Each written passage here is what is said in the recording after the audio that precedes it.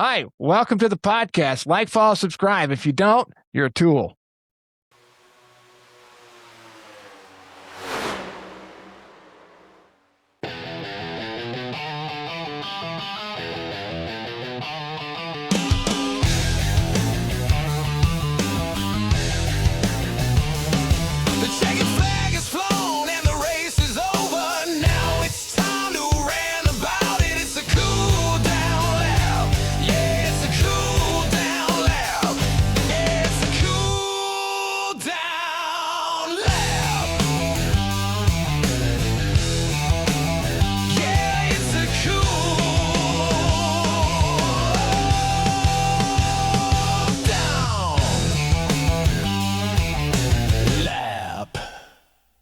The checker flag has flown and the race is over, and we're going to rant about it.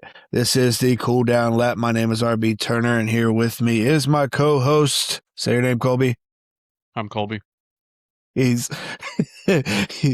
he's Colby Peterson, and we are here. We are not here with last night's AMP Racing Cup Series winner because we did not have a race last night. We are, however, here with the man behind the scenes calling all the races for AMP. This is Mr. Jason Followell, Signature Esports, Signugs, you name it. He's it. What's going on, man? I'm here. How are you guys? Well, I'm good. I'm real good. Absolutely terrific. Nothing better than late night podcasting and a little bit of coffee, a little bit of snacks, a little bit of grab your popcorn and let's have some. That's right, man. That's what we're here for. I'm glad you could be here. It was kind of a last minute thing, obviously, but somebody else who I will not say bailed on us. I'll say it's okay. You go ahead. Davis, where in the world are you? Come on, man. Lord. Come on. No, it's. I asked him a week ago. He said it's okay, and then it's all good. No, it's no worries. He life gets the best of us, and I know that he works a pretty demanding job. So but not only that, but I think wasn't he at Daytona? I don't think he was. Was he at Daytona? I know. Aaron was at Daytona. So yeah. I saw the pictures and I was like, you sons of... Well, I had more important things to get going on there, so it's okay. I was just pretty excited they finished the Daytona race on Sunday. Yeah. Was it Monday or Tuesday before they finished it? Yeah. A couple years ago, trying to watch it while I was driving my truck, running around selling tires. Well, that's all fun. I didn't really plan much for this interview, but there's a couple of things that I'd like to ask you. I know how you got into broadcasting the sim races. You were calling races somewhere else, right? At a local track. How'd you get into that? So I worked for a local radio station called KRMS, and actually it was technically 3 radio stations in one through Viper Communications, selling radio ads. And then I got asked to be on the air, and then somebody heard my voice and they said, hey, we're looking for local talent if you want to come out and try out for it. So I spent a little bit of time just being at the track, and it was fun. It was just, racing is racing no matter where it's at, whether it's on the simulator or at your local dirt track. And it just turned into, one of those lucky opportunities. They were like, all right, well, you can do this. And so I filled in as a color commentator. So I was not the guy that was, leading the show, but that was the next guy. I was the guy that was like, all right, well, I'm here to do fillers. And then, it turned into, kind of a side gig that was fun. Then, somebody had recognized me, driving the simulator that was local, and they were like, oh, what part of Missouri you're from? And, I told them, the Ozarks, and they were like, your voice sounds familiar. And it always goes back to the one radio commercial that I do here locally that people always recognize who I am. So it's a funny and genuine story, and it led into this. So it's local dirt track racing is still the best racing on the market. So shout out to the Lake Ozark Speedway over here, and of course the Diamond Dirt Track down there in down there with the fam and all that. So love our local tracks. Peevely, those are all great racetracks. That is yeah, absolutely. I used to love going to the racetracks when I was a kid. Me and my dad used to race, so that was a lot of fun getting to help him with the car and everything. So always a blast. What do you think is the hardest part about broadcasting a sim race? Filling time. Yeah. because and as I've gotten progressively through, I've had to make sure that I take breaks because I will go so hard that I'm like, all right, catch your breath, take a moment. I'm getting older, so bathroom breaks are more frequent. There's a lot that goes into kind of what the behind the scenes is, but when it comes to where the race is going, it's finding the stories on the racetrack that you constantly have to make sure that everybody's pushing and making sure every driver's covered, and there's a lot of things that are struggles, but the biggest thing is just filling the time, making sure that everybody knows what's going on the racetrack at any given moment.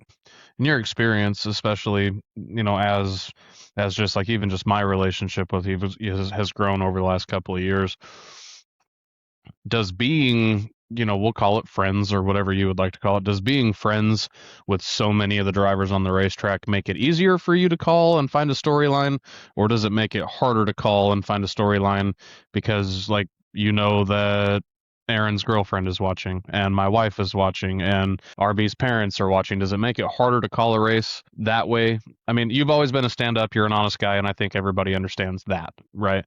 But does it make it easier or harder on you knowing us well enough but also making sure that you don't cross any lines of your own? So one of the things that I'll say, and similar to the color commentators for NASCAR, whether it's Fox, NBC, Prime, whoever it is, even Flow Racing, you're around all of these drivers for months on end, years on end. You're eventually going to get to know them. And you should make it a point to get to know them, because if you don't, then you're not doing yourself any justice. You're just calling a race for numbers, ones and zeros. Everybody has a driver number, but everybody also has a name. They have family that's watching. So having the family spectate the race and talk and type a message in that you're supporting the driver it makes it very easy for me to relate to how they feel about what's going on with their driver. I do hate seeing any driver taken out of a race. I hate cautions for drivers because, it turns into who's got the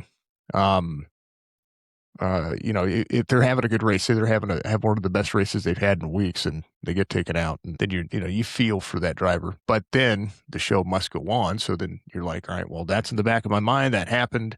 Let's put that in the notes for next week when we say, all right, we had a bad crash last week.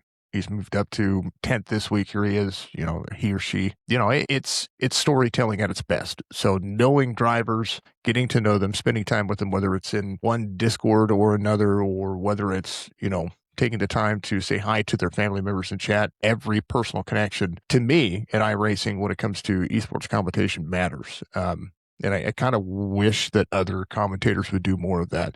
Some are too big. I say too big to fail, but if they added a little personal touch, they'd be even bigger. I agree with that. I know that a lot of people get a kick out of, thank you for the like or participating in the chat and stuff like that.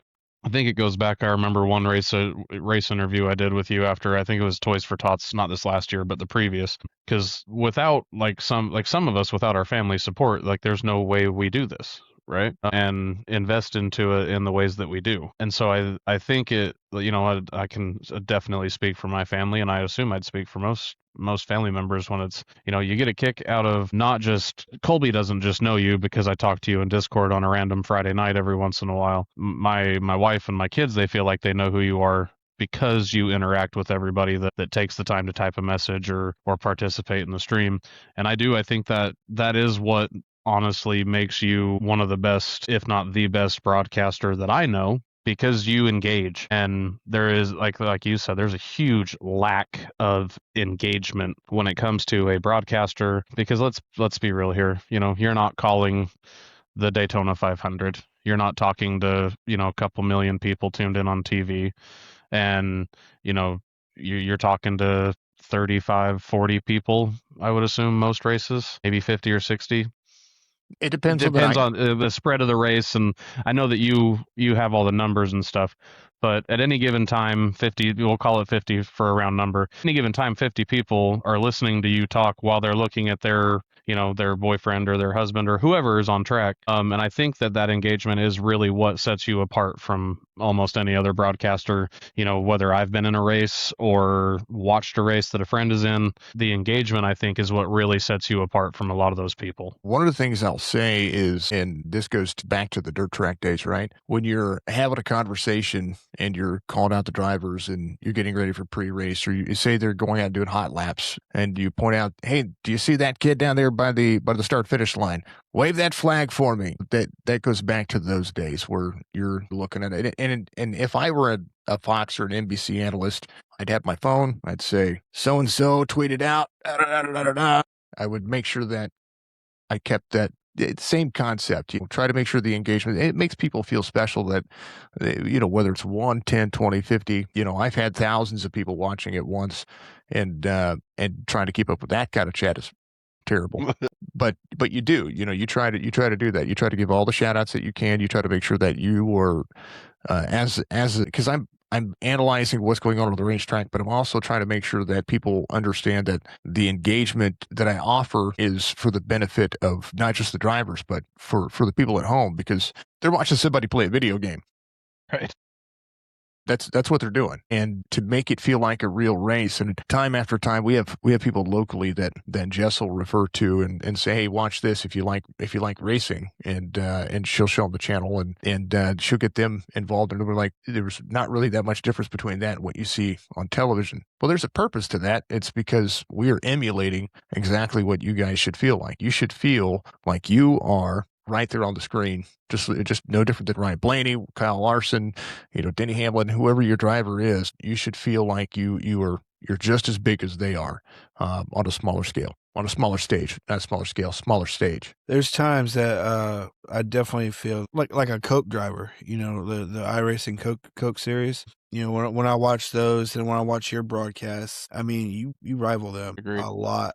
I would almost say better, to be honest with you, just based on, I know they have a whole team of people working with them, and they're not engaging really with people watching. I mean, I'm sure they got thousands of people watching all the time, obviously, and it's probably hard to do. But I mean, you're one guy, and one thing that I want to bring up or ask you about is, aside from like the Coke series where they might have somebody going, "Hey, look at this going on over here. Put the camera over here." How do you decide what's where to put the focus? If it's on the leader or if it's somewhere in the back, or where? How do you decide what's worth the screen time, I guess?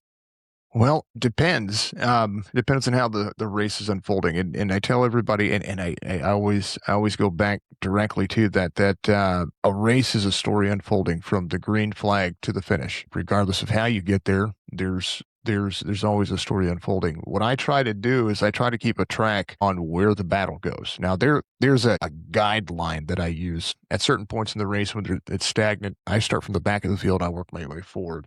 Talk about how many places that drivers go. Whoever the biggest mover of the race is. If you run the fastest lap of the race on lap 30, I'm going to go, look at this guy, because good Lord, he shouldn't be running the fastest lap of the race on lap 30, unless it's a super Probably speedway. not. You know what I mean? So, I try to pick out what is interesting based on relative, with all the software that you use to manipulate the race, to control what's being seen, the camera views. I mean, from custom camera packs to vocal, I have to use a vocal filter to keep compression down because I use a condenser microphone. And from those little things, those can go a long way. But if you don't know what's going on in the race, and even if I have to step away for 3 minutes, I'm going to come back. I'm going to look at the relative. I'm going to look at what's happened on the racetrack, and we go, all right, well, this is what's happened. Let's catch ourselves back up. And like with you guys, we were just talking about this at the end of the race. What's the main concept of racing? How do you get better at racing? What's practice, right? This took a lot of trial and error. I went back. I've gone and watched my first races where I sounded like I was 10 feet away in my kitchen, which is exactly where I called my first race, 10 feet away from the microphone in my kitchen, because we had all the kids in the house and I didn't have my own private office at the house, and I didn't have anything like that going on. So I had to invest in myself and invest in the product. And I will tell you that picking driver, I've got my favorite drivers. I do.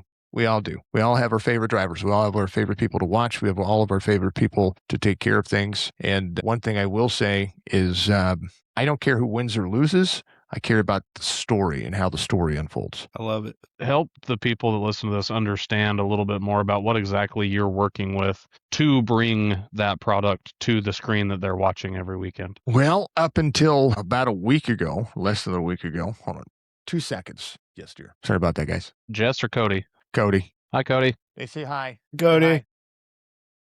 The voice say hi. Come here. Come here. Yeah, get her a cameo. Get her on here. Come here. Here. You want to say hi? You can say hi. Hi. Hi, Cody. Say hi. Hi. That's my pride and joy. My Sure. favorite. Don't tell the others. Bunch of dinosaurs talking over headsets.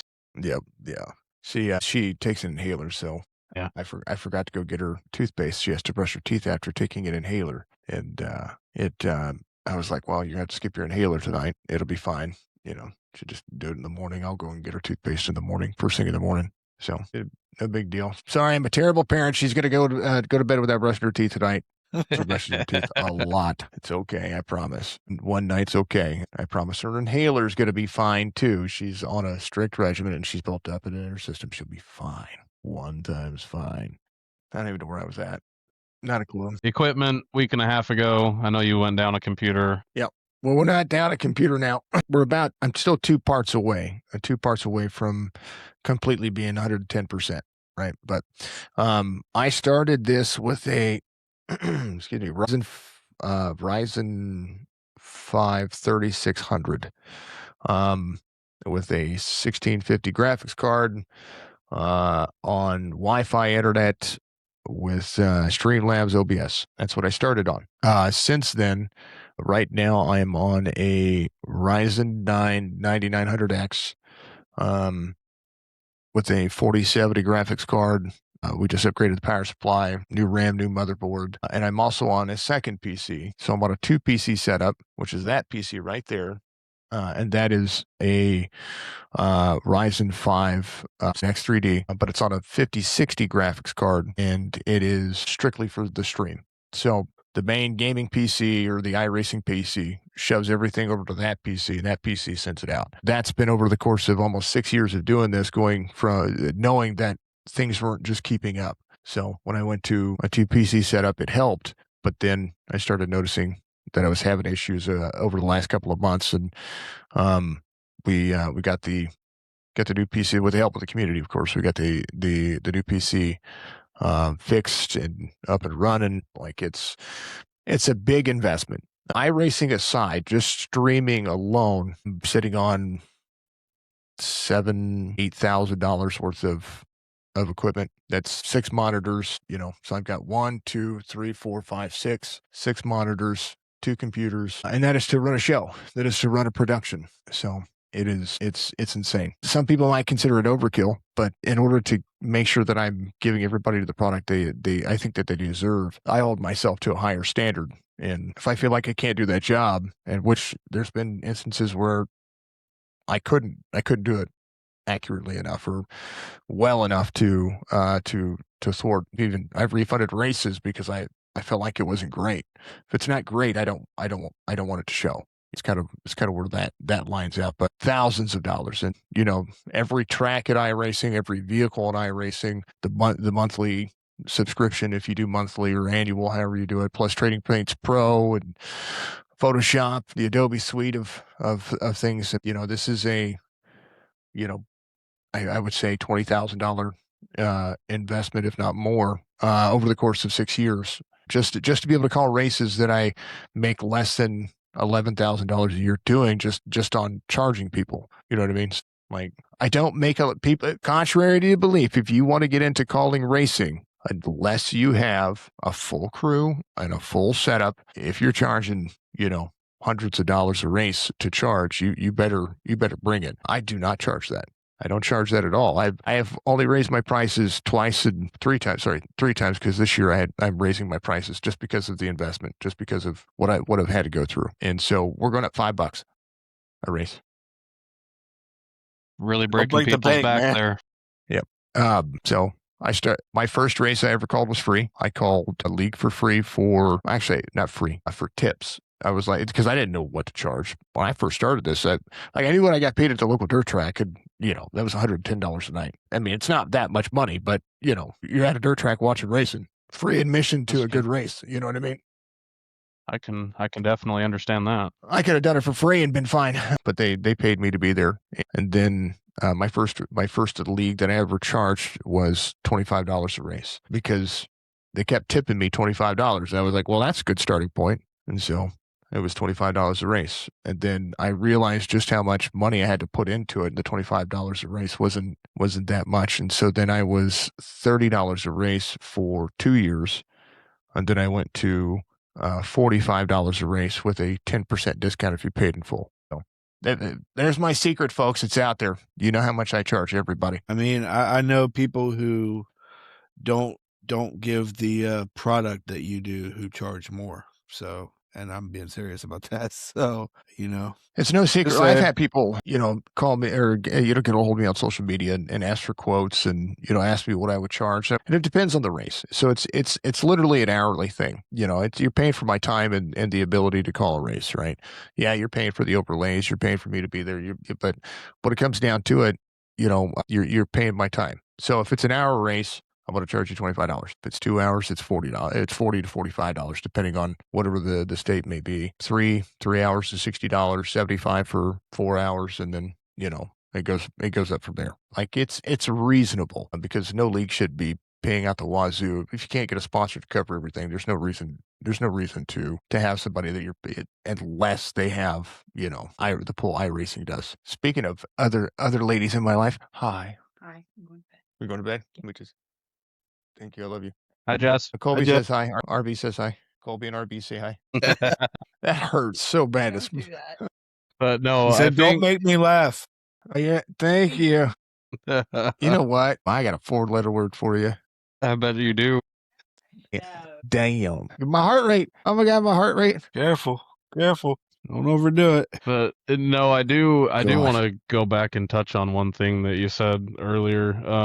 And I'm going to say this, and people can agree with it or not. I don't think that we have the community that we do have without somebody like yourself kind of at the helm of that community, right? But and across all the leagues that you call. It's not just AMP. I mean, obviously everybody in AMP loves you to death, but it's made it doable for people like myself even to go get in these other leagues. I'm not just a rookie, new face, nobody knows who I am.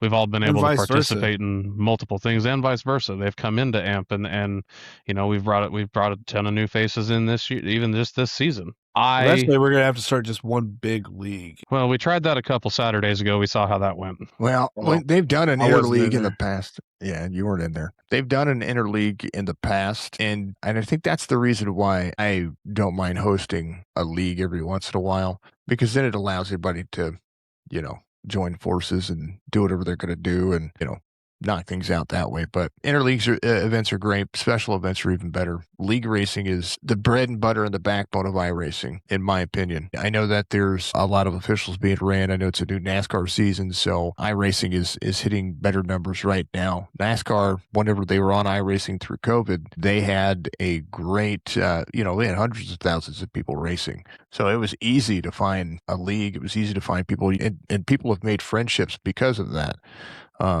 But I say since then, on average, we see 17 to 20,000 people driving on the weekend. So, the base is there, but it's more about finding a league you're comfortable with. And I encourage people to race your officials, get out there, get in the scary moments, but racing at a league is going to make you better anyway, because you're going to race around familiar drivers. You're going to recognize what's going to happen in certain situations, and then the next thing you know, the next time you go into official, you're gonna appreciate what you did before and be able to have because leagues are going to run longer races. So when you get into that 45 lap race, you're going to know what's going to happen in that 45 to 60 lap race, depending on what you're running, and that's the upside to running in leagues and building communities. I mean, Standby iRacing, they built this platform. I love gaming. I do all kinds of gaming. I mean, I'm even to the point now where I'm getting gaming reviews of different games that are being sent to me, so that way I can give my honest feedback on that.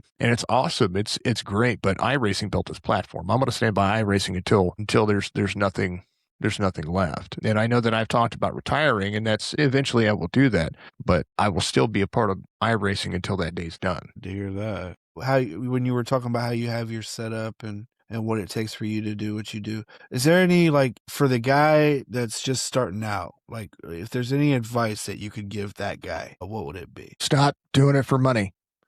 That's the first. Don't do this for money. If you're doing it for money, then you're doing it for the wrong reason. There's no simple. And then after that, the biggest thing is drive. Get in and understand what you're calling. If you just think you're going to buy iRacing to call races just because you think you can do it, you need to be in the session. You need to know what the I don't drive as much as I used to, but I've spent plenty of time behind the wheel because I was an iRacer before I was a commentator. I was a part of Papyrus. I'm an OG. So I've raced some of the best and worst simulators out there. And what I'll say is that if you're starting out, if you're wanting to start out doing this, also go in and spectate officials. Now that they have the ability for you to just to have a spectation tab, you can go in, click spectate.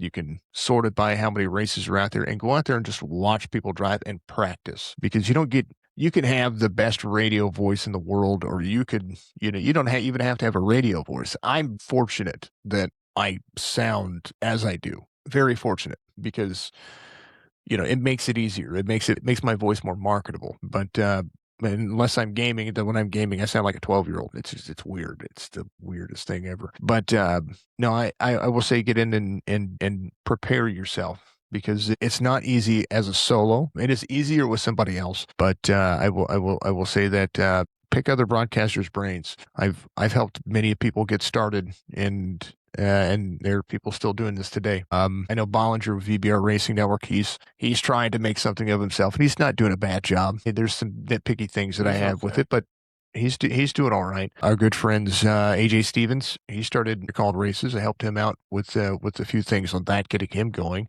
I know they grow Hall there for a little bit. He did a cup series for Chop Shop for me. I know that Ryan was asking about a few things. There's people that are interested in doing it, but I'm gonna tell you, it's not like it's plug and play. It can be plug and play, but you've got to take all the emotion of calling a race and storytelling and throw it out the window when it comes to leagues that you know and people that you know. Because, like I said, I don't care who wins. I care about the story. And, whoever's going to get there is going to get there. You're going to get there as fast as you can, and that's the way it is. So, and people think I pick on people a lot, right?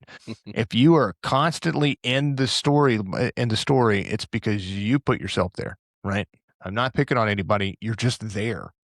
If you're the fastest guy on the racetrack, you start at the back, try to work your way through the front, you get into somebody that you probably shouldn't have because you're smarter than that, then I'm going to say it, I've been on both ends of that conversation on your streams plenty of times. But, it's, if you're honest about it, then that's the way it is. I mean, I keep chat the same way. Some people are out there talking, giving each other a hard time. Also, if you're starting out, don't worry about what chat says. It makes no difference on the race you're calling. They can't change the outcome of that race. Focus on the race. Chat is second. Love chat. Love them all. I will talk to all of them as much as I can, or I'll catch up on them and I will talk to them as fast as I can. I will thank everybody for every like and every bit or donation or sub or any whatever platform they're watching on. I will thank every one of them because it's gratitude that they're giving me their time. I can't give them time back. So I'm going to do my job to make sure that they're recognized for it. But don't worry about what. Listen to chat, look at chat, feed chat, feed them. I mean, feed them like on a silver platter. Feed them like it's because they are important. They're important to the families. They're important to you. You're important to your success. But if you're just starting out, if they dog you, let it go. They do not matter when it comes to the outcome of the race. The race is what matters for you to be able to do your job. I've seen it, I've seen, even on your streams, I've seen people come in and say just awful things. Like, why would you say that? So yeah, it's, everybody's going to have, I guess, haters. So somebody just doesn't want to see you succeed for whatever reason because they're miserable with their life. It's going to happen everywhere. I've ruffled feathers. I've done it, and we're all human. We're all going to make our own mistakes. I've made mistakes doing this. I've made mistakes in letting things eat at me too, and then realizing that matter, because at the end of the day, this race was done, that race, the next one's going to happen. You fix, you move, you do better. That's the big thing. Always do better. If you don't do better, then you're not improving. You can't have self reflect. Also, if you are not in the right headspace, don't call a race. Take the night off. I promise you, if you're not good, you're going to be miserable. I've learned to shut it off, right? Like that's just the way it is. I mean, I'm in here calling a race with, big giant white patch on my face and black eyes and, hat, like we were talking about earlier, I look like Mason Verger underneath this, and I keep thinking, put you in a hockey mask or something. I want the Phantom of the Opera mask. Or right that's now. it. That's it. Phantom of the Opera. Yeah. Yeah, I knew I was thinking of something. That's it. Sing a little music of the night and call it good. Like it. Yeah, that was actually what we used to sing for. I used to sing Cody, whatever she was in the bath when she was a baby, when she was an infant, and Really? give her a bath and sing music. I used to be able to sing. I cannot sing anymore because speaking has taken over the singing voice. It's a real thing. You have to do vocal warm ups. Mm-hmm. Yeah, that's why I've got glasses everywhere here because it's either full of water or full of lemon water because I try to always stay talking. Like it's as much as I can. When I hear dead air, I'm like, what's going on? I want to make sure that we're always good. But it's stress. There's stress on your vocal cords. There's stress on your jaw. I didn't realize how much stress just what's going on here has affected just the ability to keep my jaw from that. My jaw is sore from just calling my hour race today, which is good because that's a warm up for tomorrow when I have a 2-hour race. Yeah. So yeah. I would tell people to work on your P's, your B's, your T's, your S's. That's why there's mic checks, right? One, check, two. check. Somebody please write me a check. Yep. I used to say that on stage all the time. They'd have me do the mic check.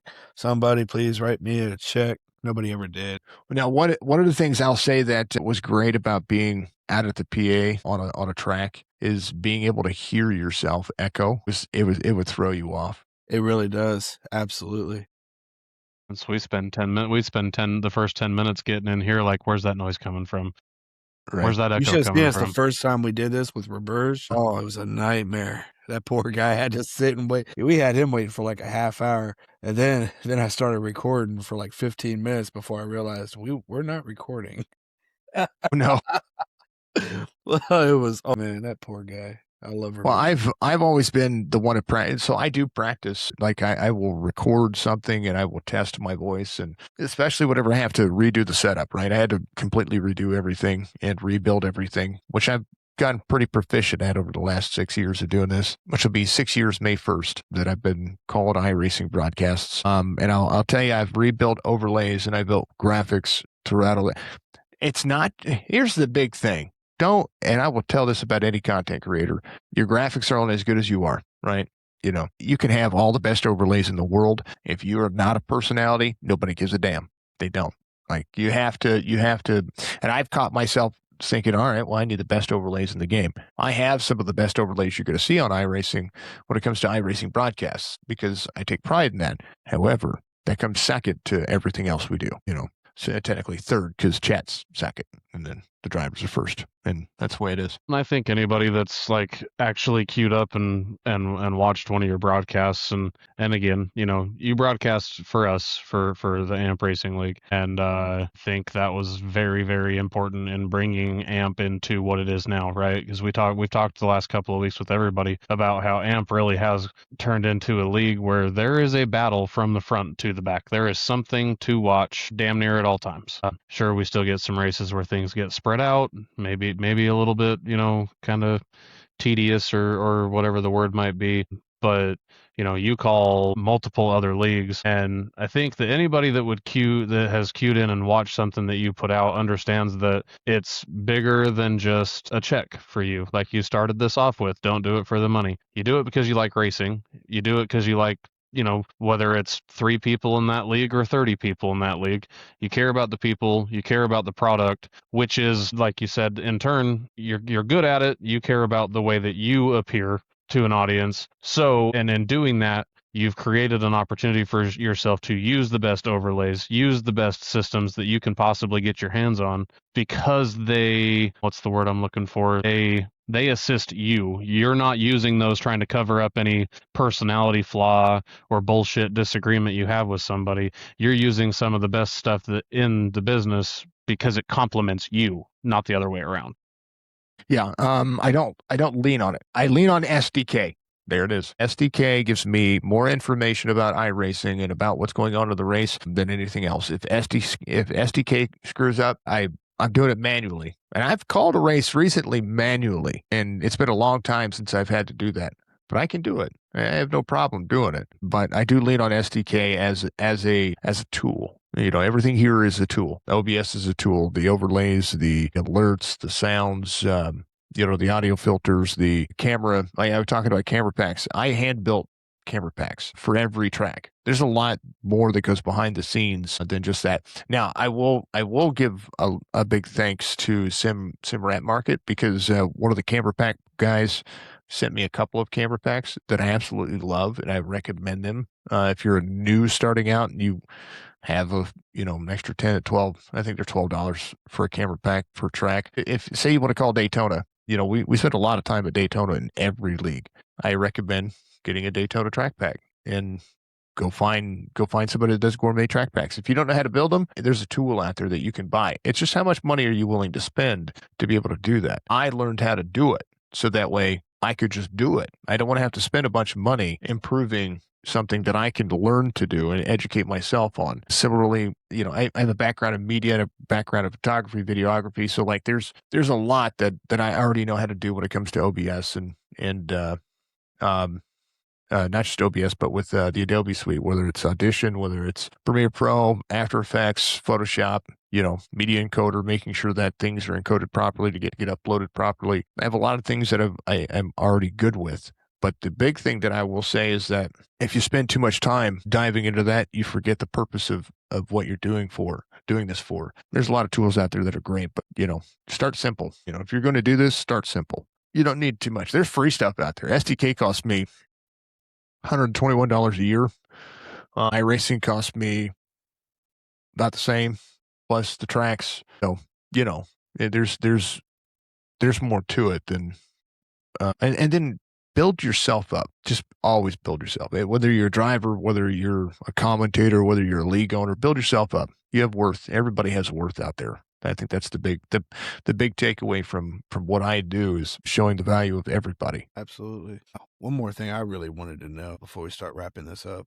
Do you have is between all the leagues that you've called, between all the races that you called, it's like I know it's something like 1,500 some odd or something stupid like that. Is there a favorite moment that stands out to you? Just there's a race that, just one single anything? I have the worst race I've ever called. I won't mention names, but I'll tell you. I'll tell you ones that stick out. And there's a lot. There's a lot of races. Now, I have favorite moments in every race. And there's different clips that Budgie, of course, the best moderator in the world, she helps me get over the last couple of years. She's really been an instrumental tool. I say, and I don't mean to call her a tool because she's not a tool. She's instrumental when it comes to what I do on the content creation side of things. But the worst race I ever called was a charity race that had 43 cautions in it, and the caution laps did not count. And it was a 200-lap race. Is that Martinsville? No, it was North Wilkesboro when it first released. Oh my God. 43 cautions.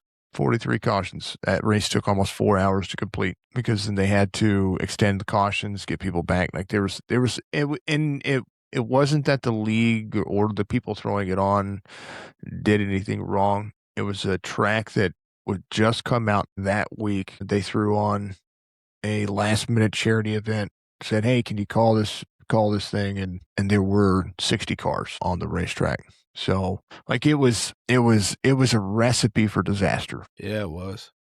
But might have respectfully declined that one.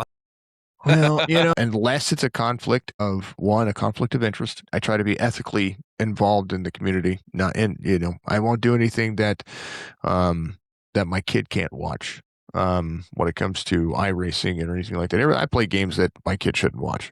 But when I live stream it, I want to make sure that or live stream iRacing, she should be able to come in and watch an iRacing broadcast, and sponsors should want to feel like that they could let their kids watch it with them as well.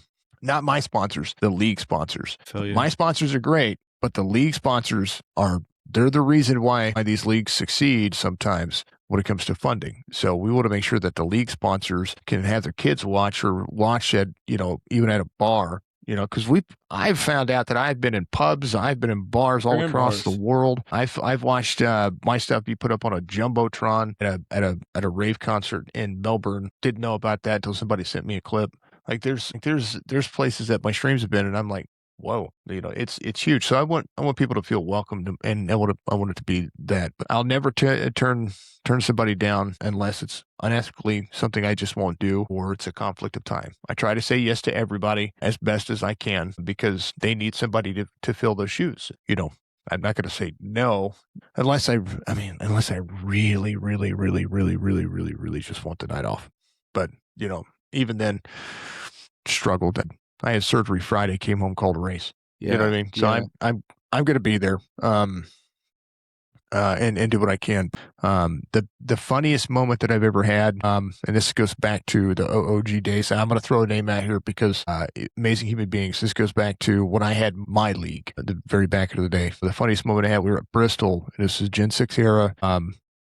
It's back when I had the track audio on. Driver audio could be heard, and I had the most hot mic moment ever. And a guy named Josh, I won't give his last name. He told, I think it had been like 4 or 5 cautions, and nobody was slowing down for him. And he yelled across it, and he said, "Hold your effing brakes." And I mean, the whole 4-letter F. But the way he said it, when he said the F word, it squeaked.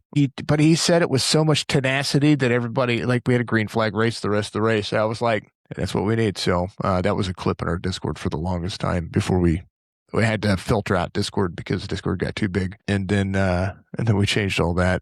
But my favorite race, or my favorite moment, was when I determined I was going to do the helicopter award. We were coming down to the end of a Talladega race, and this was about 3 or 4 years ago, and all but the leader wrecked. Started from second. The guy was pushed, got collected, and everybody wrecked. And when I say that the only person that crossed the start-finish line on that final lap was the leader out of a 30-car field, it was just the leader. We had people having to tow because they couldn't move. And yeah, so that was when the helicopter award happened. I've had moments. I've had great races from every league. We've had bad races from every league, but they're all great races to me. Even if there's 10, 15, 20 cautions are going to happen. I've come to accept that. They get frustrating sometimes. And if somebody says that when you call a race and, there's another caution, there's a caution, and a caution. Well, caution comes out. You learn to kind of read between the lines where you're like, kind of get annoyed. But you get back to the race and you remember what you're there for. You're there to make sure everybody's good, What do you guys think about iRacing broadcasts in general? I'm going to ask questions. I do this all the time. Let's go. Let's do it. Yeah. Kobe, you first. Like I said, we've opened this up. Like, I think that the iRacing broadcasts as a whole in general are a great thing. I think, and I'm going to say this, and I don't know who exactly it might make upset. I think there you get into some situations where a broadcasted race might make some of us take it a little too serious. I think, and I mean, God, I'm just as guilty of that as anybody else, right? I've taken things entirely too serious and taken them entirely too far multiple times, and and it doesn't really matter how you try to dress that up either, right? You can say, well, I'm invested, or I just care. You can say all that stuff as often as you want to. At the end of the day, it's a video game, and we talk about this quite a bit. RB and I have with our guests over the last couple of weeks. Like, it's bananas that, like, there are people that have sponsored actual real life money for a video game that their friend, or like the stuff at Burgers folks, they're my cousins, and I reached out to them 2 years ago and I got their logo, and I had a friend of mine, that was before I even knew how to make a paint scheme. Not that I know any more now than I did then, I just can do it myself now. I reached out to them and asked for their logo. They sent it to me and they thought it was super cool. And then just this season I reached out and I said, hey, would y'all be interested in sponsoring Victory Lane? And they were like, yeah, absolutely. Like, I mean, they sent me the money, like, not quite immediately, but about as immediate as Venmo gets. You know what I mean? For a video game. And that blows my mind, right? Because you have like the purists of iRacing that are you call it a video game and they're like, it's a simulator. And sure it is, it quite literally is a racing simulator. But at the end of the day, you plug a USB port into a computer and participate online. That's a game. You technically have a controller in your hands. That's where I get I call it a simulator. It's a simulator because I'm feeding the ego of iRacing, and I want to continue always to feed that as much as I can. It is to me. I played Assetto Corsa. I've played, I've been playing NASCAR 2025. iRacing is when I say it, and I mean it. And iRacing could use it all they want. iRacing is the platform for sim racing because we have one of the largest road course, some of the highest I-rated road course splits that you're going to see. Some of the biggest fields in road coursing. We have some of the biggest fields in NASCAR racing when it comes to the online presence. The Dirt Series could use a little bit of work, and then we were looking at the Dirt Road Series. That is starting to pick up because they've started putting more time into that as well. But we have some of the best racing you're going to see outside of the real world, and I really mean that iRacing has a grasp on what we could want as gamers, so to speak. But there's real value in a not just a broadcast, but in drivers and in the league. There's real value there. There's an ROI as well. I just looked at my analytics for YouTube this past weekend because I get the update every week. My advertisers paid $19.91 per 1,000 views. That is an extremely high ROI for the advertisement. I was shocked. I didn't know that, and I've been going through YouTube courses with my creator, my creator manager through YouTube, and just learning to read more about what I've got going on. He was like, iRacing brings $19. That's crazy. Normally, car videos like DDE or what is it, Whistling Diesel, those guys bring that kind of revenue. I don't make the views that they do, but one day, knock on wood, I might. I don't bring the views that they do, but my ROI is pretty high for my 1,000 views, and I'm good with that. Like I was like, I'm pretty proud of that. Should be, I didn't know. I wasn't looking at that. I was like, all right, what's the next check going to be? I didn't care, but now I understand a little bit more about it. There's more behind the scenes. I can care more about that stuff now, 6 years later, than when I first started. Because when I first started, I was like, I don't know what the hell I'm doing. I'm just gonna go live. Yeah. So like the monetization side of things with like a YouTube broadcast. And this is a two-part question, okay? One specifically for me, because I don't know if you noticed, but I like jump through. Like I go to Twitch and I participate in Twitch for a minute, then I jump on Facebook and I hit the button, and then I go to YouTube. Like, are you getting a view per stop I make, or do I have to be there for a certain amount of time? How does that work? And then second, with the monetization, and I'm going to ask this tongue in cheek, if you will, I know that sometimes you lose monetization for whatever reason that may be.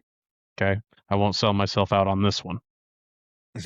But so, like, I guess that's my question. Like, when somebody goes and they give you a view per platform that I can get to within a timely fashion, how does that all work? And then is it just like a code of conduct thing through YouTube when you do lose monetization? Is it buzzwords? Is it like, what is it that creates that problem for you? First and foremost, I broadcast on 3 platforms, Facebook, Twitch, and YouTube, right? Twitch is a little bit more lenient when it comes to what can and cannot be said. YouTube has the most direct, like it's the most direct thing that happens. Like I could be in the middle of a video and something is said, they'll take the video down right then and there. Facebook takes a little bit longer because it goes through and feeds it. I said something, somebody got into the stream on a chop shop race at Indianapolis just a couple of weeks ago, and they said something political, and I rebutted it and said, this is not the place for it. Take the politics outside of this. And the one thing I did was I gave my opinion. Facebook took that video down, and I can't put it back up. So I don't give my opinion. I hate politics. So I won't talk about politics. I won't do it. Facebook took that video down. I lost all monetization. I lost all the stars that were given. Anybody who became a supporter during that video, I don't get that. I lose that. And it was just oops, punishment kind of thing. And then when I put it in the appeal, I'll get the supporter and I'll get the bits back, but I won't get the video back on Facebook. The 1,000 views that I get on that video, they're gone. On YouTube, on Facebook, we have 3 different tiers of views. You have 3-second views, you have 30-second views, and anything that stays longer than 3 minutes. My goal is to keep somebody for the 3 minutes, but a view counts as soon as you watch 30 seconds. But you do get 3-second views. You can go off those analytics, but it counts to that number on the bottom of the video when you get to 30 seconds. So if I can attract your attention for 30 seconds on Facebook, then thank you very much for taking the time for my channel. YouTube is first 30 seconds is counted as a view, but if I say anything, I can't cuss within the first 30 seconds of a video. I can't say anything politically motivated in the first 30 seconds of a video, or the video will go immediately down. That is just what they do. It'll be demonetized immediately. Now, there's different levels of monetization that you can lose. You can lose monetization for that one video. You can lose monetization for your entire channel, and then you can be kicked out of the creator program altogether and never have monetization again. Things are appealable, things are always there. Twitch, on the other hand, Twitch has a code of conduct, and it's ever changing. And on Twitch, I just let people be them as long as they keep it civil, and it's kind of how that one works. And views on Twitch, it's more about concurrent viewers than it is about how many views I had overall. Gotcha. So Twitch is a whole different animal. If you're trying to grow a YouTube channel, I recommend that you have other avenues, other places that you can stream as well. Put your clips up, put your shorts up, do all those kinds of things. I'm not as great at it as other people are, and Lord knows I would love now that I have the time, I probably will try to work on that as part of my craft as well. But I'll tell you, the moment as an eSports stream or as a gaming stream, the moment you start talking about politics and you have nothing to do with politics is the moment that you are going to face one scrutiny, but also you're going to face monetization hiccups. So if I've it's seen sad or people if lose it's their talked entire about, channel. yeah.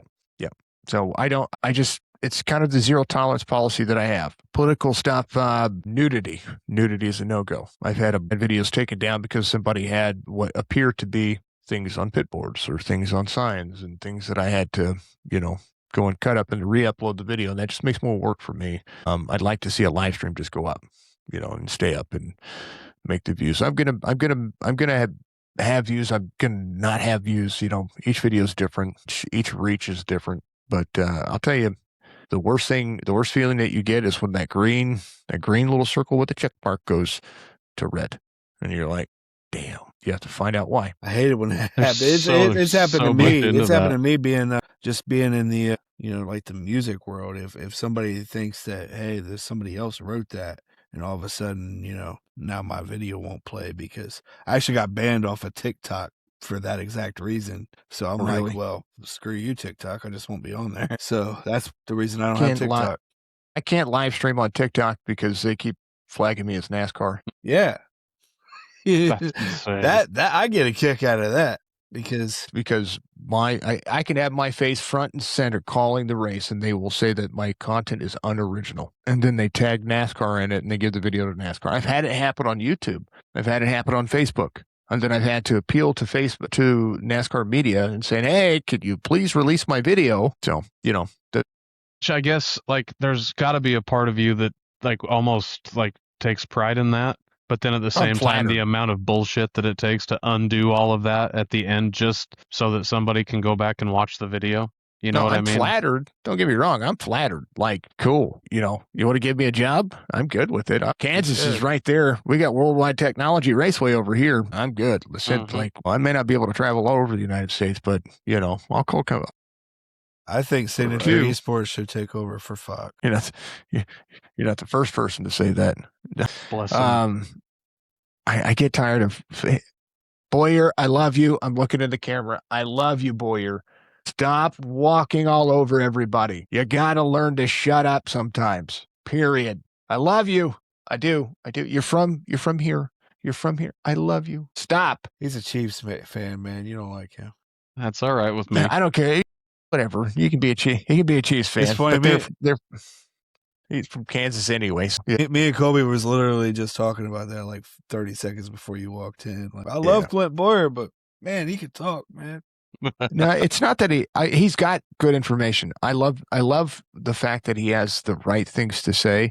He just says them when his brain says there's an idea instead of Yeah. all right, well, Harvick was just getting ready to talk. Oh, That's well, I poor Mike think Joy. that's That's oh the my country god, boy. it's Mike Joy for me. Like, how are you stepping over one of in my because I love Mike Yeah. Joy. Yeah, I How do are you too. standing on top of one of the greatest race broadcasters to ever grace NASCAR, and you're He's just going to keep stepping on over him?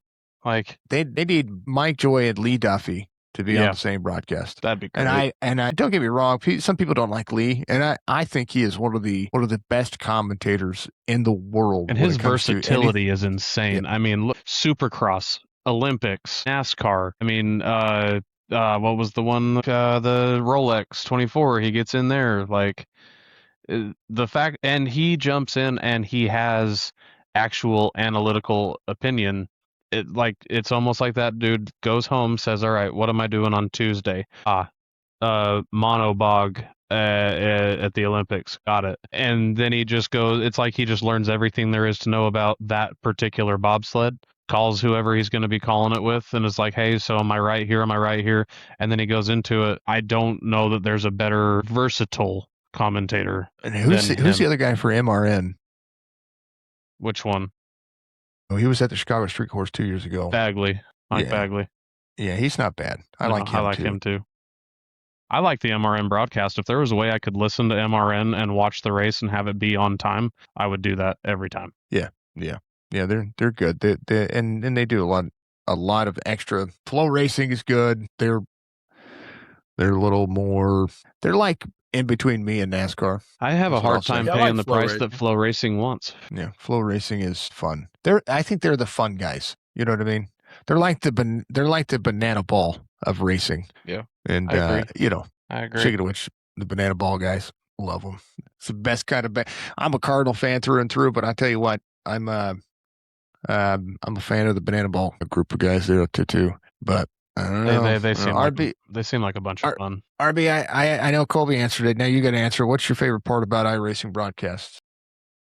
Favorite part about iRacing broadcasts is to be a part of something that I never thought I would ever happen, like the charity races. Whenever I signed up for iRacing, the thought never occurred to me that I would ever be a part of something in a simulator that was bigger than myself. You know, whether it was Toys for Tots or whether it was for your treatments or whether it was for anything else that we've ever done. Yeah, just being a part of something bigger than myself, just driving a virtual race car is it's pretty dang fantastic to me. I think one of the things that I will always hit on when it comes to driving for a cause, right? Because there's always something out there that's bigger than all of us, regardless of what your belief structure is, regardless of how you view the world. There's always something better that we can be doing in this world. Philanthropy. If I had millions of dollars, folks, I would give it away. You know, I mean, I'd do something to be able to invest it into doing more to be able to give it away. You know, iRacing has been a platform we've been able to raise tens of thousands of dollars for charities over the course of the 6 years that I've been doing this. Some directly through our platform, some directly through leagues, through other means, knowing that there is a purpose out there that we can make an impact on, whether it's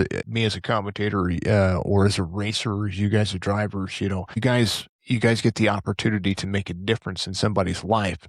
You may never ever get to meet them, but you know that you did it. And you know, it's got to be some form of healing for our virtual souls in the real world soul to be able to do something like that. And I think that's the reason why I push for those kinds of things. I'd rather do charity races 7 days a week, because for those who don't know, whenever I charge for a charity race, I donate that money myself, because that money comes to my pocket and then I go and I donate it. So people are like, well, that's a tax write-off. Yep, sure is. But guess what? Still not keeping the money. They're going to still get it. I still have to treat this as a business regardless, right? Like the $935 everybody sent over to me, I reported it as income, and then I pay the taxes on the income, and then I write off the dividend for the tax. So I'm reporting the income and paying the income tax on everything everybody sends me. And then everything that we donate. Is it going to be a write-off? It's kind of going to be a write-off, but I'm only going to write off like this much of it. because they pay the taxes on everything else. Yeah, I definitely second RB too, and like I've participated in ton, like the Toys for Tots, we've done that. I've done it 2 years in a row now, and it's been My a whole favorite, yeah. it's been a whole bunch of fun. And that's one of those, when we really get to see some of that interleague crossovers, and that's a ton of fun. And then the one I do every year that it honestly is my close second when I do and it's a joke. We call it the 24 beers of Daytona. It's a whole bunch of grown men getting completely plastered and trying to drive race cars, which is a horrible Right. idea. It's a horrible Right. idea, but every It's dime fun. it is a whole bunch of fun, man. And every dime that we raise, no pun intended, goes to a charity called March of Dimes. And if you haven't heard of that, I'm not going to try to explain it. I can't do it enough justice. Look into it. March of Dimes is a fantastic organization that does a lot of really good things for what I consider to be some of the most deserving people in the world, and that's moms, right? And but when it comes to the charity races, the charity that I raced in the Gen 6 deal for was it's called Luke's Playhouse. A friend of mine, Noah Rainwater, his brother's got, I don't remember all the details right this second. I could look it up and tell you everything. But we do a Luke's Playhouse 200 every year. They do it at Auto Club in an Xfinity car, and it is so much fun. And I mean, it's one of those, 50, 60 cars. But when I tell you the last one we did, there was 2 cautions. I mean, it was a fantastic race, had a bunch of fun, played some tire strategy, finished third, was only 3 spots out of the money. It was cool. But the charity races, I do second RB. The charity races, I really, because like you said, it's bigger than you, and it's a really good way to get in the simulator and take your ego and your pride and everything else that you get into a simulator with for league races and even officials to a certain extent, and you just set it over there on the floor and you just race, and it's for fun, and I enjoy those races the most because you get wrecked and it's like, yeah, it's for charity. And then whoever wrecked you usually will key up, say, hey man, that was my bad, and same thing vice versa. Yeah. So yeah, I'm a fan. It's a good time. It's I like the throwback philanthropy is series so much. yeah. Throwback series was a lot of fun. I wish I could have participated a little bit more, but I mean, life is Well, life. we're doing it again. We're doing it again. And RB coming through with that win. I know. Speaking of wins, there it is. There's your winner. There's your Sunday winner sitting in the middle of my screen. I don't know where he's sitting on everybody else. There's your I'd say Sunday, but Monday winner. It was a great season, $935. Tracy's already pulled it, so she's gonna get that taken care of for me. So I'm happy about that, and I'm excited to do the next one, the next season, and help out another charity. I do want to figure out how to do something each race. Maybe shorten it up and do like a 15, 16 race season this time, and be able to do that way. We could do more per race and do it that way. And it's always hard to one up yourself, right? Mm-hmm. Every year I do a Toys for Tots series. This last year we did almost $2,000, and the year before that we did like 1,100. The year before that we did almost $5,000. I want to beat that $5,000 is my goal. That's what I want to raise for Toys for Tots in each year. It's my favorite charity. It was my brother's favorite charity. It's near and dear to my heart. I went even in the Marine Corps, and I support that charity more than some of the other charities that the United States Army has. And I know that's a shame, but anything to help kids, anything to help kids. I want to make sure that Christmas is always good for somebody out there. And then we've done we did a little bit for Mission 22, Veterans Mental Health. We've done a lot for CADV, which is Citizens Against Domestic Violence. We've done a lot for autism awareness. Wonderland Camp, which is a local camp here. We've raised money for it. I did a $12,000 tournament that we did in the very early going, and we raised about $12,000 for Wonderland Camp, and it was great. That was in the early going. That's what iRacing was. Let's go iRacing. Yeah, but yeah,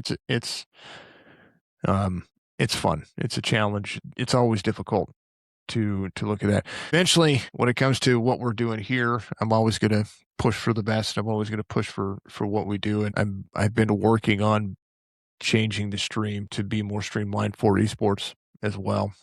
So those will be the improvements that I think you guys are gonna like, and then we'll be able to do more with charities. If I can schedule it right, and I could do it right, we could get representatives for charities and do something similar to what you're doing here I want to do more, but I don't want to overstretch myself. So I have to think.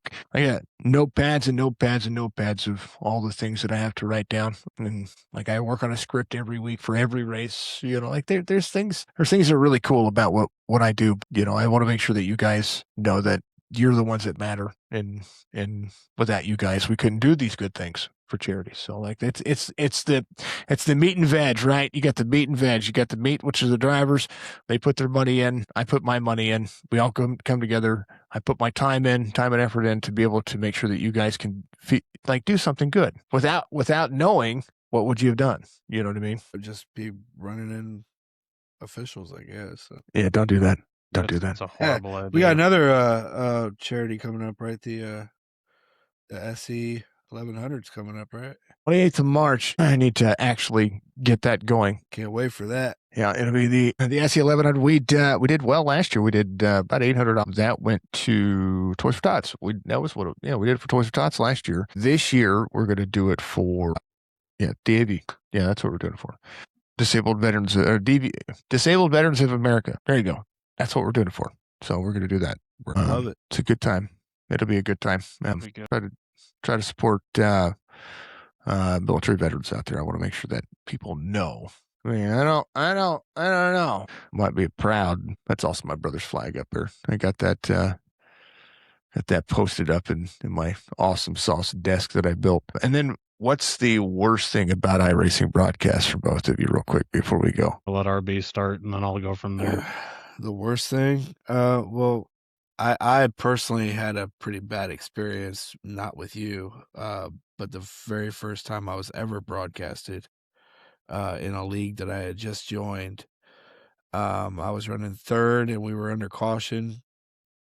Green flag came out. We went in turn one. We were at Auto Club and I slipped and I went down onto the apron and I spun back up the track and wrecked a whole bunch of people. And the announcer basically said that I was the worst driver of all time, and it was awful. So for me, I mean, that was just a bad thing. And I couldn't believe that he was calling me out like that.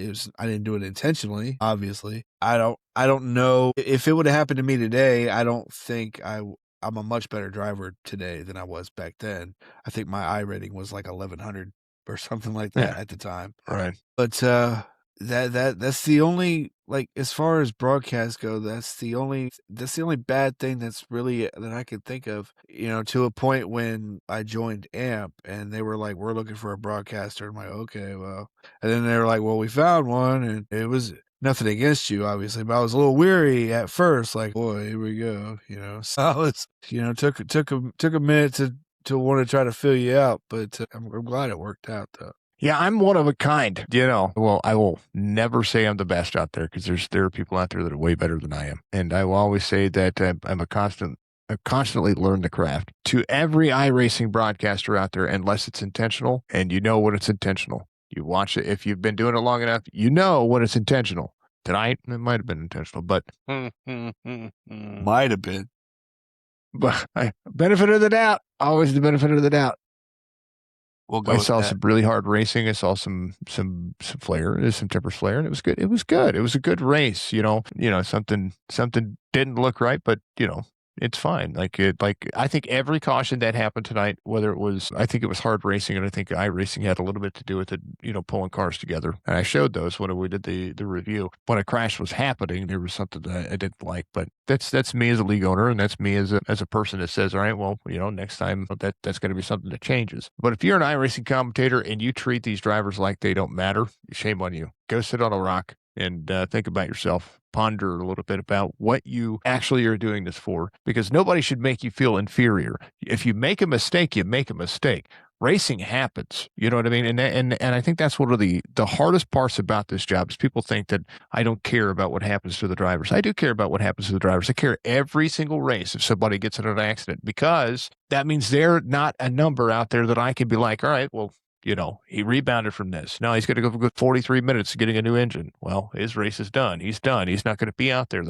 You want every driver to be out there. You want hard fought racing and you want clean racing. You want cautions. You want some beating and banging, but you don't want somebody to feel like their one slip up is the worst thing to ever happen. It happens. It's good. It'll be better next time. He learned from a mistake. He sent it into the corner too deep. Oops, he turned the car. Oh, he wrecked somebody. Sorry, my bad. I didn't mean to do that. I got loose. It's as easy as it gets. If you do what you did and you apologize for it, then the broadcaster should. I don't have an opinion. I have a race craft and a race opinion about the race. You should never have an opinion about whether or not you. Sorry, that's bullshit. There's my one cuss word. There it is. It's bull. Don't do it. It just boggled my mind. If you have made it this far into this, okay, and you're watching this and you think that you're thinking about getting into this, do never call a driver out like that. That's a bologna. Don't do it. Don't do it. Unless it's intentional. If it's intentional, you can say all you want. Go for it. Period. End of story. Intentional wrecking deserves to be bye. See you later. Anyway, sorry. I'm with it. My bad. I think, and I guess I've got sort of like a two-part response to that, where I think just like anything else, and just like you as the broadcaster and just like us as the driver, being on an iRacing broadcast is a opportunity to put yourself out there, and you do a lot of good things, with the driver cams and stuff like that, and so on and so forth. I go back to, I remember listening to you and Penguin when I was watching a race back, call a race, and Penguin had said something about how far back I was sitting for my steering wheel, and those are nuances you would never know if you didn't implement driver cams, and if people didn't use them, you wouldn't have any idea that was going on, right? Now, the flip side of that too, though, is like RB said, when you do make a mistake or you do get upset and go and do something that should get you disqualified from a race, and depending on how often it happens, probably kicked out of a league or two. It's also, I'm sure there are people out there that don't get embarrassed by it, but rest assured, if I cause an accident that was either avoidable or I just made a mistake, all of us have done it, right? We've all gone into the corner the same way 100 times in 100 laps, and on the 101st time, like RB said, that right rear slips out and you bust your ass and you usually ruin somebody else's race too. It's embarrassing. And like I've lost legitimate sleep over stupid things that I have done, whether it be on purpose or accident, in an iRacing league race. And that is something that you shouldn't do. There's no reason you should be losing sleep. Again, and it goes back to our conversation earlier, it is a video game. It's a simulator, but it's, on video. Everybody's going to wear it on your sleeve, right? Yeah. I've done it. Hell, I've done it in my own league. I quit my own race. That was Sunday. I was like, chat, I've seen you later. You know what I mean? Oh, you should have seen me, a couple of weeks ago when Jason gets in the chat, and then he informed me that I had wrecked him in the Sunday Fun Day race. And I honestly, I had no idea. I knew that I came out of the turn and I knew that we touched, but then I was like, I gotta check this. It weighed on my mind like all morning or the rest of that night. And when I got up the next morning, so I go to the Twitch and I'm watching the race and I'm like, oh my God, he went into the wall. Like, it just stopped. Like, I didn't mean to do that. I didn't know it was that serious. Yeah, I was like, oh my God. So then I had to send a message and everything like, dude, I swear I had no idea it was that bad. We went back and looked at it, and I was like, that son of a, he didn't have a clue. He read me, but it happens, I came on, right? I was like, sorry. It would have been a little bit more than just sorry if I'd have realized that it was as bad as it was. I turned it, I was like, oh God. But at the end of the day, it's racing, and I get over it. And I still had a good time on that race, even though I was like, damn it. And then I just couldn't, like, there was no point in trying to play catch up in that regard, because I was turned around so bad that I had to get out of the way. And then but at the end of the day, if I get wrecked out of something like that, you know what I'm going to do? I'm just going to go and spectate, and we're gonna have some fun and do it that way. To your point, Colby, I think one of the things that has to be discussed when it comes to drivers is leave it on the racetrack. It's the same thing that NASCAR drivers will tell you. That's the reason why tempers in pit road, kind of flares, why NASCAR frowns upon it so much. It's why short tracks don't allow fighting, right? You need to leave it on the racetrack. And then just remember that you've now had repetition of what not to do in a certain circumstance. And now you have an opportunity the next time you go into that same scenario, that same race, you know what to expect. And so you can help yourself counter. So it's always a learning experience. And I would encourage drivers to always know that there's always a learning experience out of all of this, regardless of where you finish, whether it's first or last. You're not Ricky Bobby. A Wonder Bread is not coming for you. All right. And if they are, you make sure that I sent them, this guy gave you, no, everybody deserves the exposure. I don't want any of it unless it's to benefit you guys. That's what I do all this for, I do this for everybody. I could want the exposure so that you get the exposure. It's the craziest thing in the world to think selfless about, what I'm doing in the grand scheme of things for you guys. And that's always been one of my favorite parts about your broadcasts is it's like, going back to what RB said, like even a mistake, it's like, oh, well, darn it, moving on. It was a good looking car, Yep. And, Yep. At the end of the day, that's one of the best things about like these broadcasted races as well is like being able to get screen time for people you care about, causes that you enjoy supporting. I mean, I got Trading Paints Pro and I think I made 100 paint schemes in 3 weeks, just because it was fun. Right. And I got everything, man. I mean, there was that race at the chop race at Worldwide Technology Raceway where I made St. Louis schemes for me and Davis and Jordan Lane and then the week I was that happy.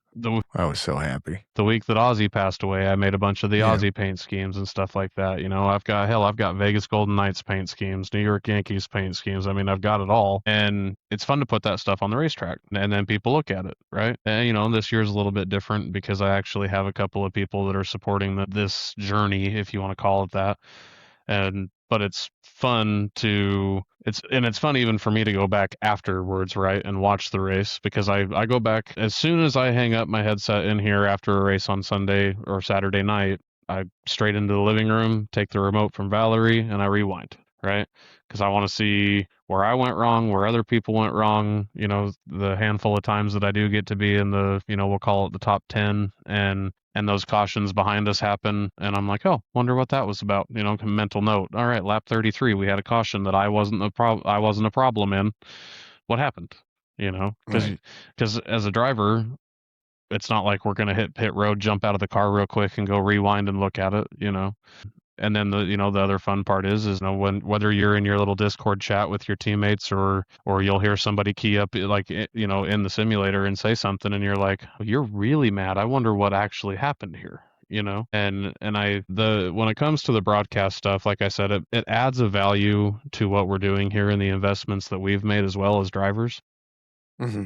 And as league admins like RB and the admin group for AMP and the Chop Shop guys, it validates a lot of things for us in putting a product, and I've said this to you many times, in putting a product onto a platform. And it's not like we have to go and find some weird streaming service to watch our races, right? Like Facebook, YouTube, and Twitch are internationally humongous platforms. People don't have to look hard. All accessible. People do not have to look hard to see us race, and if they want to watch us race, they'll watch. It's not that hard. You know what I mean?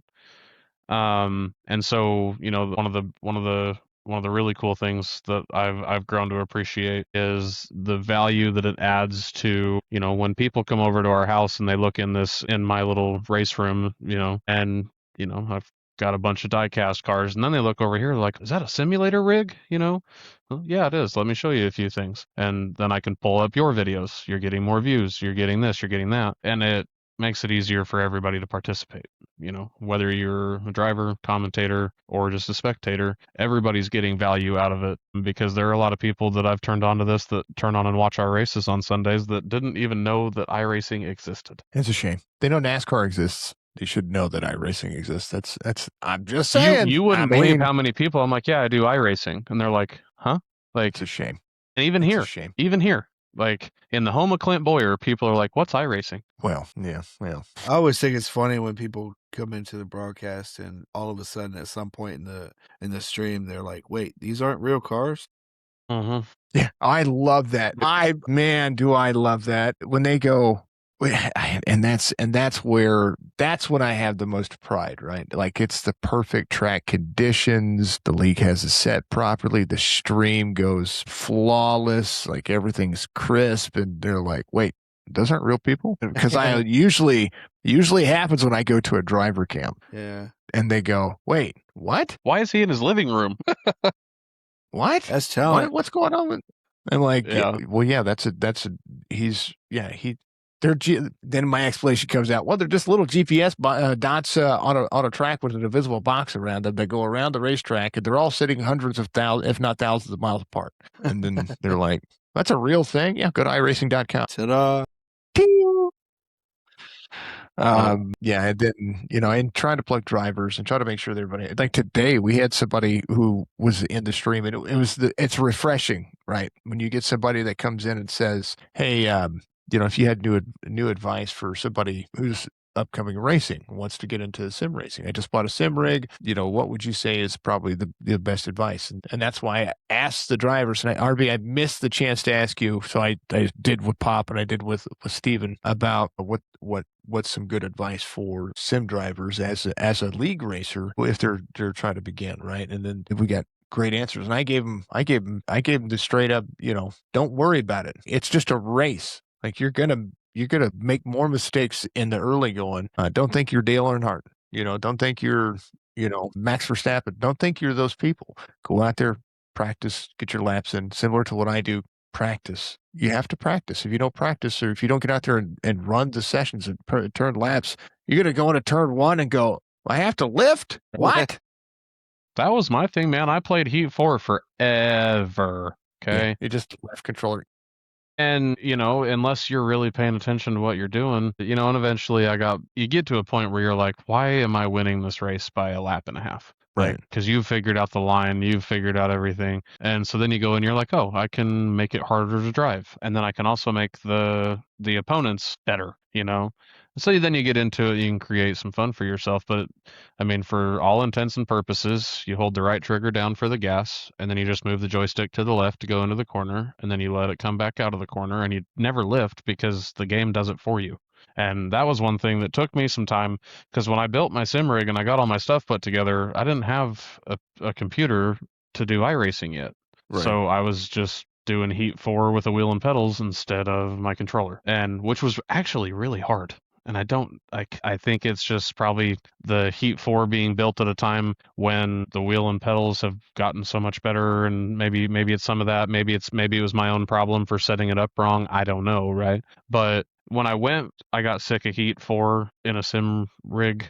I think it was maybe 3 days, and I was on the prowl looking for a PC that would just, if nothing else, meet the minimum capacity you needed to run iRacing. And I went out and I found something that was actually like my laptop, my gaming, it's a MSI GE75 Raider. It was more than the middle, but not quite. It works, but it wasn't, the high standard. It was the recommended, if you will. When you go to iRacing.com, they have a forum that tells you what you need to make it run, and they have a minimum recommended. And then, obviously we race with a couple of guys in AMP that probably have computers that could run iRacing on 3 different sim rigs at the same time, I do now.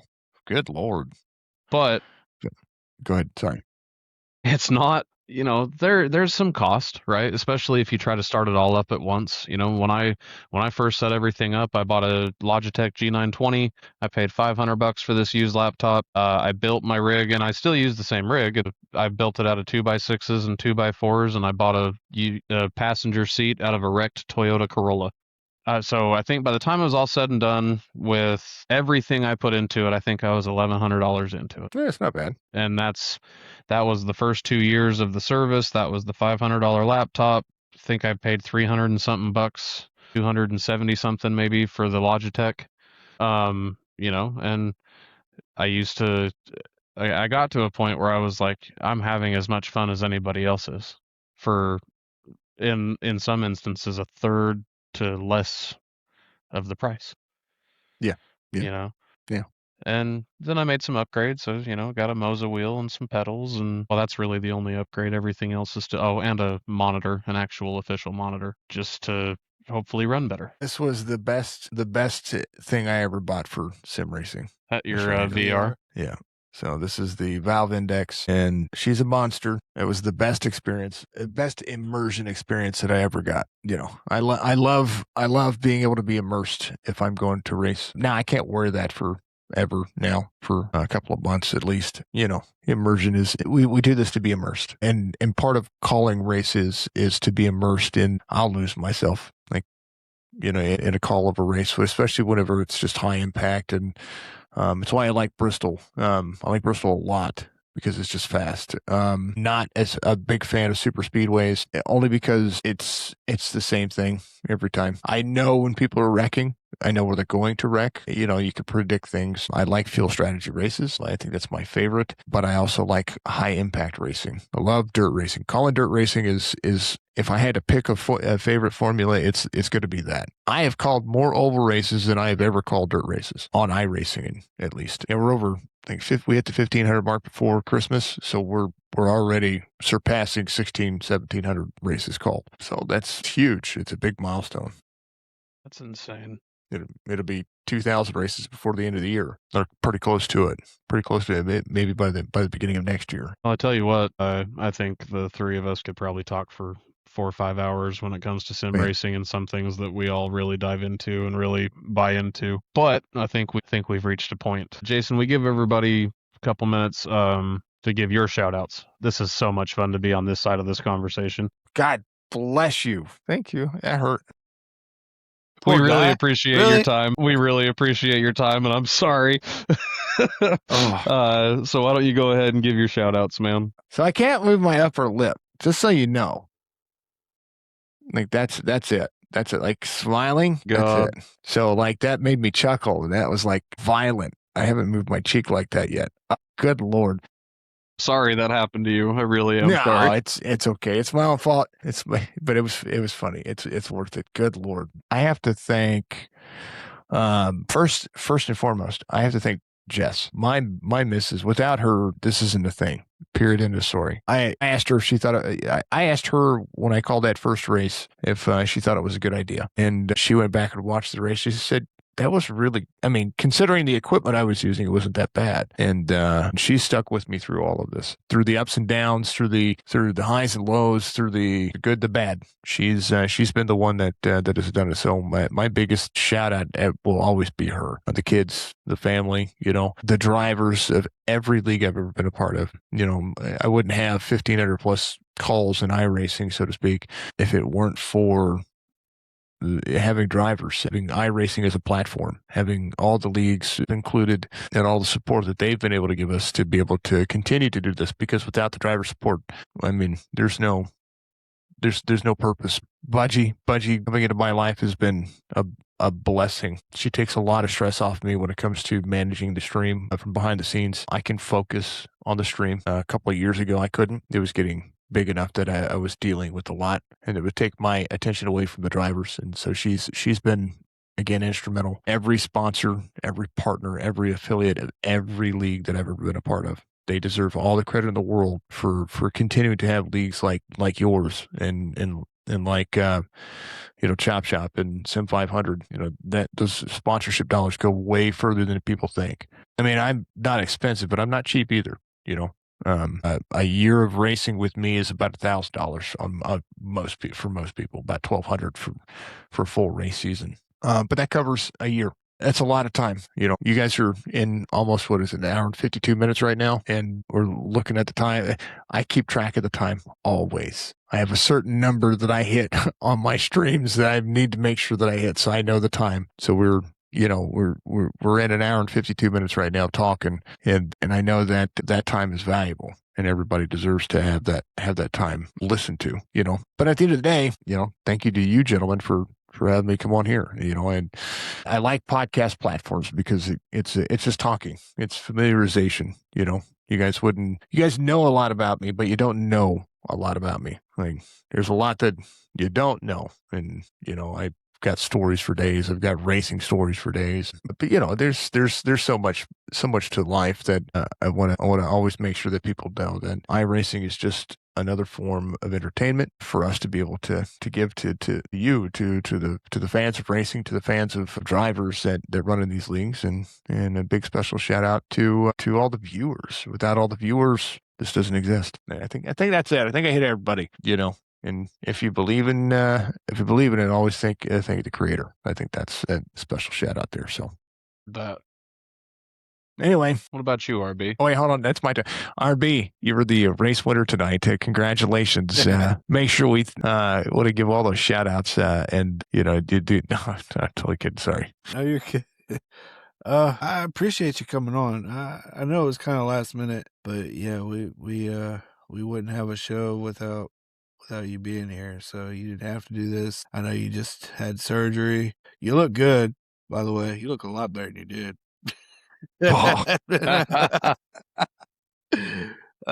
If you get the chance, go on Facebook on our Signature Esports social media. Go check out the photos that I posted, what I look like just 2 days ago. I feel a lot better as far as like swelling goes. Everything's more painful now that the swelling's gone down. But boy, did I look like I got hit by a shovel. You looked like I got hit by something. I looked like little Nicky felt. Yeah. Okay. You got hit by a shovel, and a big bastard hit you with that shovel. Yeah, man. And these guys have seen. I showed them just a little bit ago before we started recording. Just up to here because it goes all the way up to here. So it's pretty rough. But we appreciate you being here though. Yeah, we appreciate I'm glad the you're time. in such high spirits. Even though I'm sure it's extremely tough to be, but you've done well. You keep calling races, and I mean, you do a fantastic job, man. I don't know what we as a league, as AMP, I don't know what we'd do without you. So you're not allowed to retire anytime soon. I'm just kidding, but I'm sorry. No, I wouldn't, did it? But that's it. That's all you get. That's all the smile you get. Yeah.